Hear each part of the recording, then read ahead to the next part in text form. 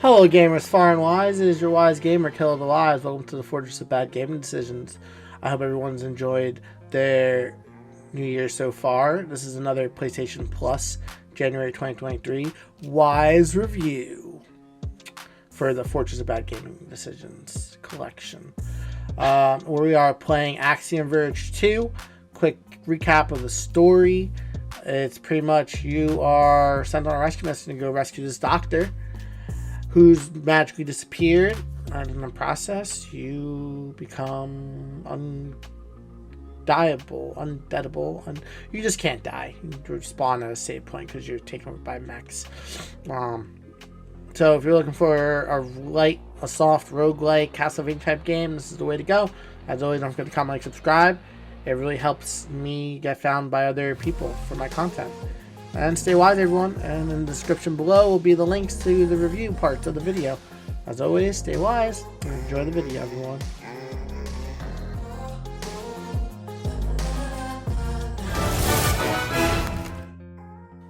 So, everyone, as I was explaining before, you find these urns, which I'm about to die. But this urn calls out to you, so the story is pretty much you go to Antarctica, you go to look for this doctor, you start exploring the cave system, you go to a computer, you find a computer, the computer voice talks to you, tells you to go look for it, you go into this cave deeper, you fall into this water level that starts rising, you swim towards the urn, and then you slowly die.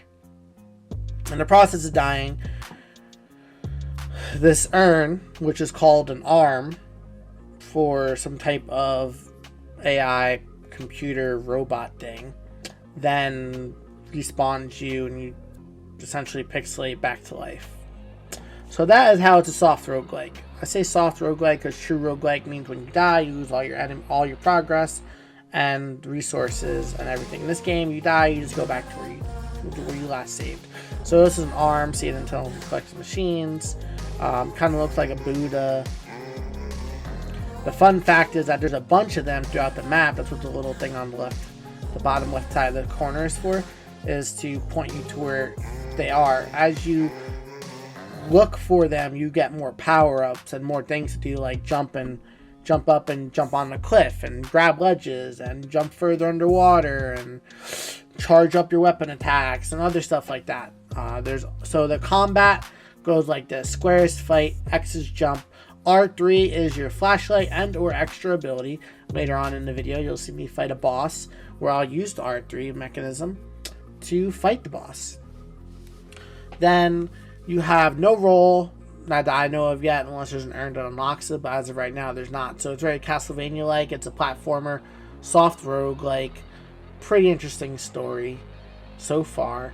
And then there's also a circle button which allows you to throw a projectile, but pretty much you can't do certain things until you get certain urns. So like there's an urn that lets you jump on corners, jump on ledges that I didn't know about. So I'm over here trying to see if I can make that jump, and like, why isn't she grabbing onto the ledge? Only to realize that I didn't unlock that urn yet. So then I was like, well, that's kind of silly. I eventually went back to those areas and explored those areas to get those items that I missed on my way down. And then here, I was like, what's that red orb for? How do I do that? And I'm trying to figure out how to do it because I'm a gamer, we like puzzles. Only to keep continuing more to find out that I needed my circle ability, which is my projectile, to throw it, to then hit the orb to finish the puzzle. So, the combat, there are different robots. They're not just these little ones, and they are harder based on color, I think. I believe the harder they get, the more color they are. You obviously can angle your shot to hit up, and angle or down, or straight, horizontal. As you can see from all these different angles I'm hitting. You can crouch and jump. Typical platforming type soft roguelike game. Other than that, I enjoyed the combat. I did get a little frustrated with the jumping. If you don't jump at the right moment, the game doesn't register it, and then you fall. I believe here's where we got the projectile weapon, but it's called, I don't know what it's called. Oh, here we go, the Gishu! So as always, stay tuned for the next part when I fight the boss. So, one of the first bosses I stumbled upon was this giant robotic water snake in this water area. So as you know, this game is essentially an open exploration game, kind of like how Castlevania games were. You kind of are able to explore the castle and go your certain route. So I actually stumbled upon this earlier, didn't fight it, went around it, and got a couple more urns of different powers that let you jump higher in water and other things like that. And I got an ability, which is my R3. Essentially, it's a shockwave creator. You jump up, you hit it, and it creates a shockwave that drops things or interacts with the sea lots you'll see right now. So I blow up, and then I interact with things that are able to be destroyed around me. In this case, are the spikes. There are other instances where you use to solve puzzles, such as dropping blocks to jump higher,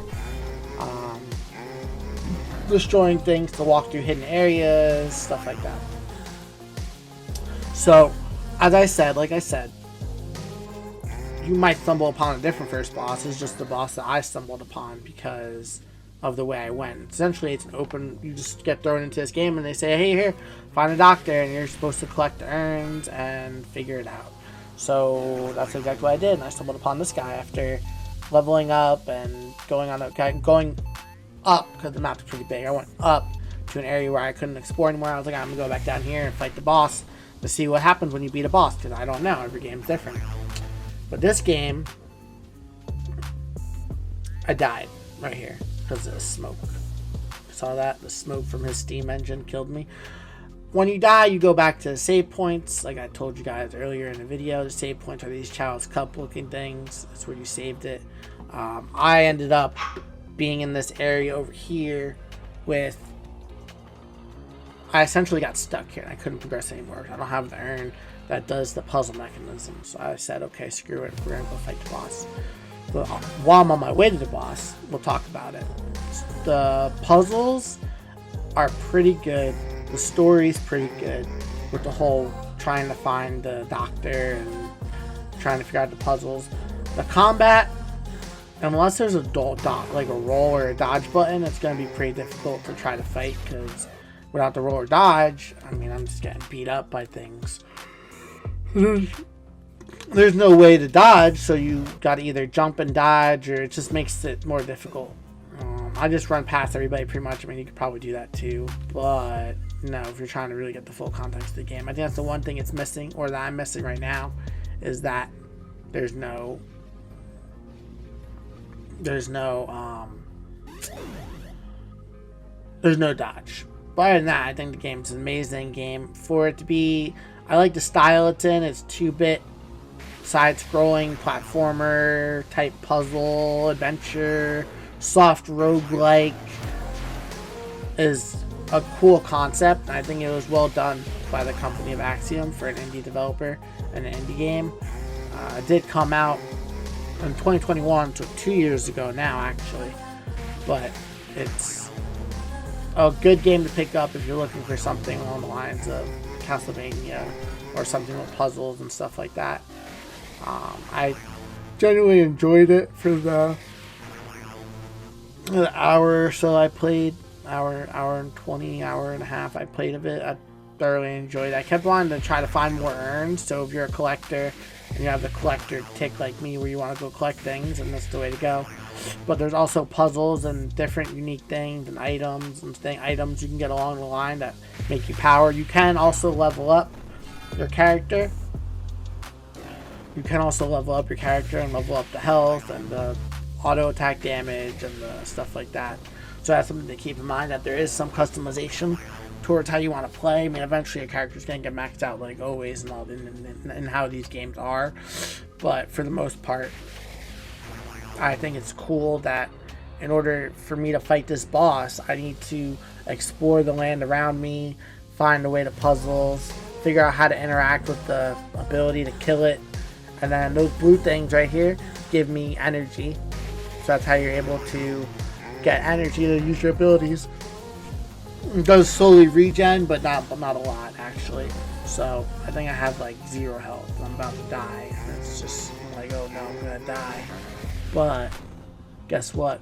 I ended up killing her. Haha! And then after a boss, I assume there's dropping things. I don't know what those jars are. I couldn't pick it up. I guess that I'm missing a book bag or something probably to get them and carry them around. But other than that, it's been good. So as always, My wise review is if you're looking for a Castlevania type game with soft roguelike capabilities, this is the game for you. As always, don't forget to comment, like, subscribe, and stay wise. And join me in my Fortress About Gaming decisions next time.